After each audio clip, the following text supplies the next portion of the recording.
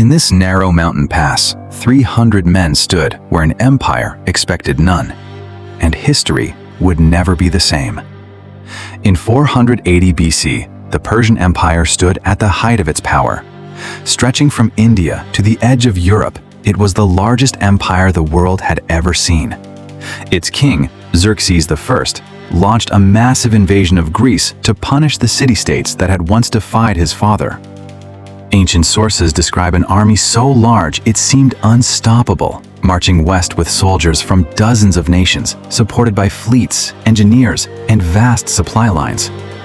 Against this force stood a divided Greece, outnumbered, unprepared, and facing the destruction of its cities. The Greeks understood they could not defeat Persia in open battle. Instead, they chose the narrow mountain pass of Thermopylae, where sheer cliffs met the sea, forcing the enemy into a tight corridor. Here, numbers would matter less than discipline. To defend the pass, King Leonidas of Sparta led a small coalition force, including the famous 300 Spartan warriors, accompanied by thousands of allies from other Greek city-states. The Spartans were professional soldiers, trained from childhood to fight in formation, to obey orders without question, and to hold their ground no matter the cost. When Xerxes arrived at Thermopylae, he expected the Greeks to flee. Instead, they stood in silence behind their shields. For days, the Persians attacked, but the narrow pass neutralized their advantage. Greek hoplites fought shoulder to shoulder, rotating their front lines to stay fresh, while Persian troops struggled to advance.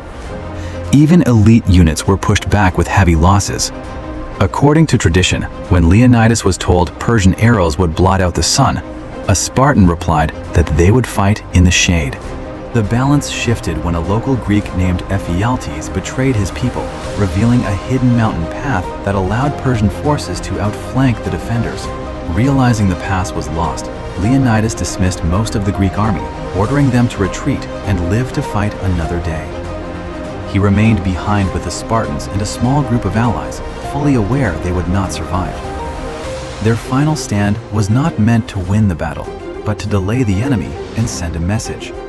Surrounded and outnumbered, the defenders fought until their spears shattered and their swords broke. Ancient accounts say they continued with bare hands and teeth. By the end, Leonidas was dead, and his body became the center of fierce fighting. The Persians finally claimed the pass, but at a staggering cost, and with a new understanding that Greece would not fall easily. Though Thermopylae was a tactical defeat, it became a strategic symbol. The sacrifice bought time for Greek cities to prepare their defenses and inspired unity in the face of overwhelming odds. Within a year, Persia would be decisively defeated at Salamis and Plataea, ending the invasion. Thermopylae did not save Greece by victory, but by courage, discipline, and resolve.